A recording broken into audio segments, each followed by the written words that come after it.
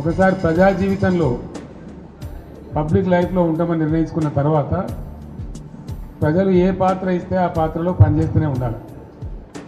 అది రాజకీయ నాయకుని యొక్క రాజకీయ కార్యకర్త యొక్క లక్షణం అయి ఉండాలి. అదే నిజమైన రాజకీయం. లేకపోతే రాజకీయాలకు ప్రజా జీవితానికి అసలు అర్థం లేదు, ఒక లక్ష్యం కూడా లేదు. అది గుడ్డెద్దు చేనులో పడి మేసినట్టుగా ఉంటుంది. ఇది ఒక నిరంతర ప్రక్రియ.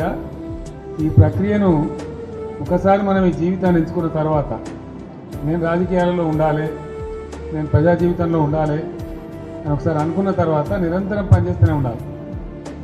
మేము అధికారంలో ఉంటేనే లెక్క, మాకు పవర్ ఉంటేనే లెక్క. అందుకోసం మీ అందరికీ నేను మనవి చేసేది ఏంటంటే, మన టీఆర్ఎస్ పార్టీకి ఒక ఉజ్వలమైన ప్రస్థానం. మనది విజయగాథ, అపజయగాథ కాదు. ఎవడున్నాడండి 2000 సంవత్సరంలో తెలంగాణకు? మర్చిపోయినాం కదా మనం.